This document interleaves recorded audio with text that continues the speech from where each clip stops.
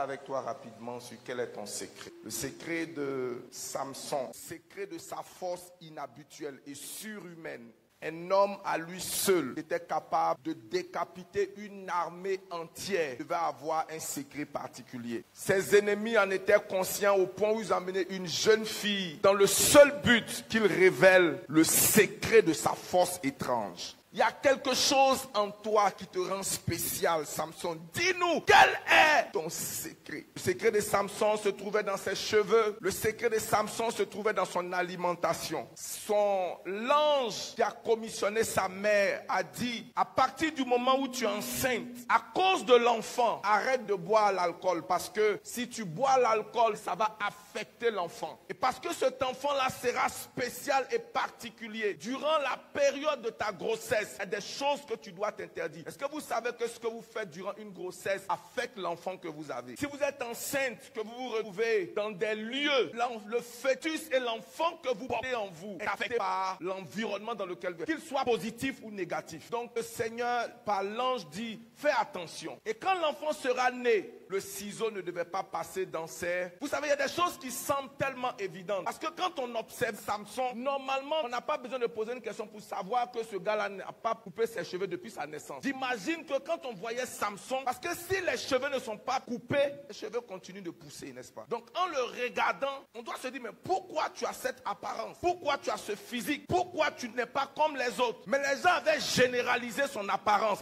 alors que c'était le secret de sa force. La Bible nous fait une recommandation dans le livre de Matthieu chapitre 6, le verset 6. Il dit, quand tu veux prier, voici la recommandation. Entre dans ta chambre. Ne fais pas seulement que entrer dans ta chambre. Ferme et prie là. Ton Dieu qui est dans le lieu secret te verra. La plupart de tes combats viennent de ce que tes ennemis écoutent tes prières. La prière est supposée être une affaire secrète et discrète. On n'a pas besoin de te voir en train de prier pour savoir que tu pries. Chaque fois que quelqu'un essaie de t'intimider par le volume de sa voix, par les distractions, il y a une différence entre prier à l'église et prier réellement. Bien aimé, la prière selon Dieu est une affaire confidentielle. Donc tu n'as pas besoin de dire à quelqu'un, je suis en train de prier 3 heures. Tu as brisé les lignes et les règles de la prière. Il dit, qui tu veux prier? Je peux te donner une information que les choses les plus stratégiques de ta vie sont faites dans la prière. Si j'écoute ta prière, je peux connaître tes combats, je peux connaître tes aspirations. Et ce genre d'informations sont trop importantes pour les partager avec n'importe qui. Il y a des sujets de prière que tu ne partages pas avec tout le monde. Les gens doivent voir ta bouche. Est-ce que vous savez que même Anne, quand elle priait, la Bible dit, elle remuait sa bouche, mais sa voix ne sortait pas. Pourquoi? Parce que celui que ta prière intéresse, ce n'est pas ton voisin. Il n'a rien à foutre avec ta prière, si ce n'est de se moquer de toi, si ce n'est d'avoir une information. C'est pourquoi, bien aimé, laisse-moi te dire, si tu vis avec moi, tu pourrais penser que, mais à quel moment il prie? Je n'ai pas besoin que tu saches à quel moment je prie, parce que ma relation dans la prière est une chose secrète. Elle est confidentielle. Il y a une différence entre le secret et la discrétion. Si tu pries, rentre dans ta chambre. Garde tes sujets de prière discrètes. Garde ta vie de prière comment? Je ne veux même pas dire discrète. Garde-la secrète. Beaucoup de projets sont morts parce qu'elles ont été exposées trop tôt. C'est quelqu'un avec moi. Le secret, c'est tout simplement ce qui est caché. Quand le Seigneur dit rentre dans ton lieu secret, le lieu secret, c'est tout simplement ce qui est comment? Est-ce qu'il y a un lieu caché où tu pries? Faites-moi demander à ton voisin, est-ce que tu as un lieu secret où tu pries? Bon, si tu vis avec tes cousins, tes cousines partout dans la maison, c'est évident que c'est pas... Mais le principe doit rester. Je comprends même, je ne sais pas, même Jésus, qui est le Dieu tout-puissant, ses sujets de prière restent secrets. Chaque fois que Jésus veut prier, la Bible dit, il s'isolait dans un lieu comment? Désert. Même quand il devait prier ses disciples, il n'a pas dit, venez, attrapons-nous les mains, commençons à prier. La Bible dit, lui seul était en train de prier. Souvent, nous pensons que nous prions, mais nous menons des activités religieuses. Il y a beaucoup parmi nous ici. Si leurs prières ne sont pas soumises aux oreilles de leurs voisins, aux oreilles de leurs frères, aux oreilles de leurs pasteurs, ils ne prieront pas. Un secret est une information volontairement cachée. Elle est comment? Ça dit que c'est une information, mais je choisis de ne pas la révéler, de ne pas la partager, de ne pas la diffuser. Je choisis de la garder. Deutéronome chapitre 29, le verset 29. Bien aimé, je veux t'inviter à vivre une vie discrète. Il y a une puissance à mener une vie discrète. Amen. Il dit les choses cachées sont à l'Éternel, notre Dieu. Mais les choses comment? Révélées sont sont à nous. Et il y a des choses que Dieu cache volontairement. Et nous allons puiser dans sa volonté pour qu'il puisse nous les révéler au nom de Jésus. Matthieu chapitre 13, le verset 11 dit, il vous a donné de connaître les mystères du royaume. Les secrets de Dieu sont tout simplement des clés qui ouvrent des portes. Les secrets de Dieu sont des stratégies spirituelles ou ministérielles pour que nous puissions remporter des batailles. Les secrets sont des richesses à révélation illimitée. Proverbe chapitre 25, le verset 2. Les secrets de Dieu sont les clés de ta domination. Je te vois dominer dans ton domaine. Je te vois dominer dans ton secteur d'activité. Je te vois dominer au milieu de tes ennemis. Je te vois dominer dans les finances. Je te vois dominer dans le ministère. Dieu agit par secret et par mystère. Proverbe chapitre 25, verset 2 dit, la gloire de Dieu, c'est de faire comment? La gloire de Dieu, c'est de cacher les choses. Tout ce qui est précieux est toujours caché. Tout ce qu'on a de précieux est caché. C'est pourquoi tu ne marches pas avec ton argent sur toi. C'est pourquoi si je rentre dans ta maison, les choses les plus importantes ne sont pas exposées. Quand je rentre dans ton salon, tout ce que je vois n'est pas tout ce qui est. Ce que tu as de précieux n'est pas aux yeux de tout le monde. Même pas aux yeux de tes enfants. Tu les gardes secrètement. Et Dieu agit de la même façon où il garde ce qu'il y a de précieux caché. Et il dit, il n'y a que ceux-là qui sondent qui auront accès à ces choses. La gloire de Dieu, c'est de cacher les choses. Mais la gloire des rois. Un roi est une personne qui domine. Tu ne peux pas être roi si tu n'as pas un trône. Dieu agit par secret et mystère. Et ceux qui découvrent les secrets de Dieu dominent sur la terre. Garder un secret, c'est protéger un avantage stratégique. Ce que Dieu te confie dans le secret va te distinguer en public. Il y avait un homme que j'admirais beaucoup. Enfin, je continue de l'admirer. À cause de la profondeur de ses révélations. À cause de l'impact de sa vie. À cause des choses étranges qui se passent dans sa vie. C'est quelqu'un que j'ai beaucoup et régulièrement. C'est la personne de l'évêque Abioye. Et un jour, pendant qu'il prêchait, parce que tout ce que vous voyez exposé à l'extérieur est le produit de ce que j'ai bâti dans le lieu.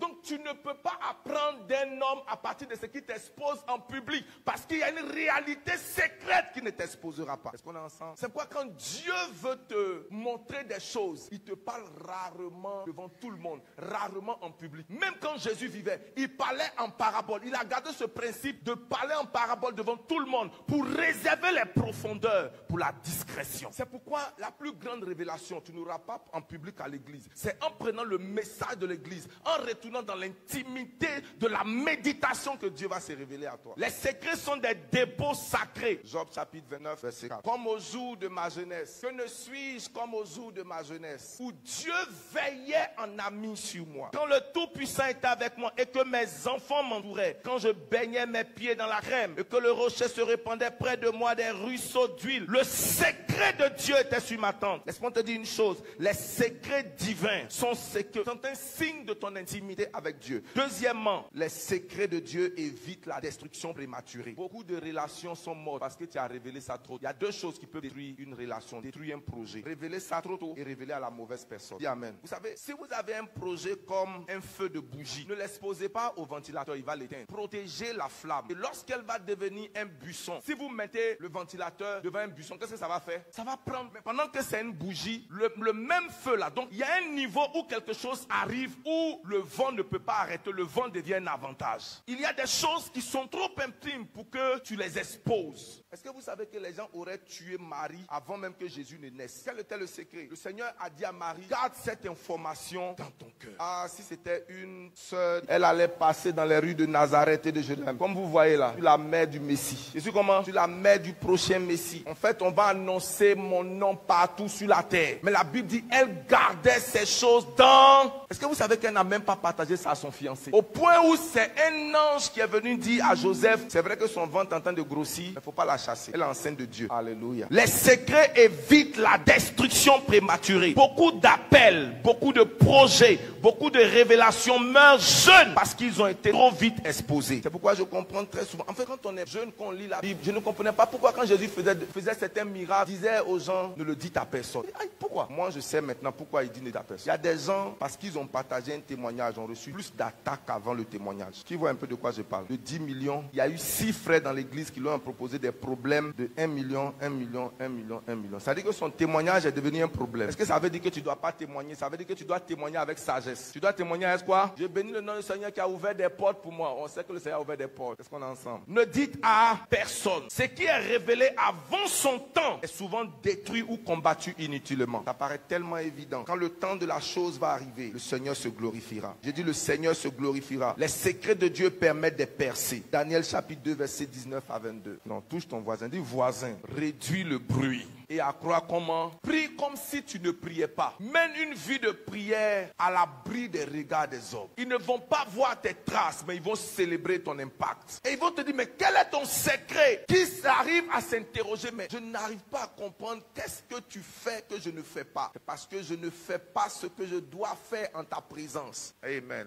Retournons au texte. Alors le secret fut révélé à Daniel dans une vision pendant la nuit. Et Daniel bénit le Dieu des cieux. Daniel prit la parole et dit, béni soit le nom de Dieu. D'éternité en éternité, à lui appartiennent la sagesse et la force. Verset 21. C'est lui qui change les temps et les circonstances, qui renverse et qui établit les rois, qui donne la sagesse aux sages et la science à ceux qui ont de l'intelligence. Verset 22. Il révèle ce qui est profond et caché. Et il connaît ce qui est dans les ténèbres. Et la lumière demeure. Les secrets te donnent des percées. Et on a besoin de percer là où il y a des obstacles. Que ce soit dans la Bible ou dans ton sommeil pendant la nuit. Le Seigneur va te révéler des choses secrètes. Certainement quelqu'un qui me suit depuis le Gabon. Elle dit quand elle a eu 40 ans, elle a fait un rêve. Et dans le rêve, quelqu'un m'a dit, lave-toi avec l'hysope. C'est la première fois qu'elle entendait ça. En fait, les moments avant son anniversaire, Dieu n'a pas cherché. Pendant que nous étions en train de déjeuner, elle a sorti cette information. Ce n'est pas un homme qui a partagé cela avec elle. Elle a reçu en son, pas une personne qui lui donne la plante. Elle a vu la plante. La plante lui a été montrée durant son rêve. Mais elle n'a pas appliqué cela. Et j'ai pris le temps du déjeuner pour lui expliquer les propriétés de cette plante. Et quelque temps après, quelqu'un me rappelle que c'était Dieu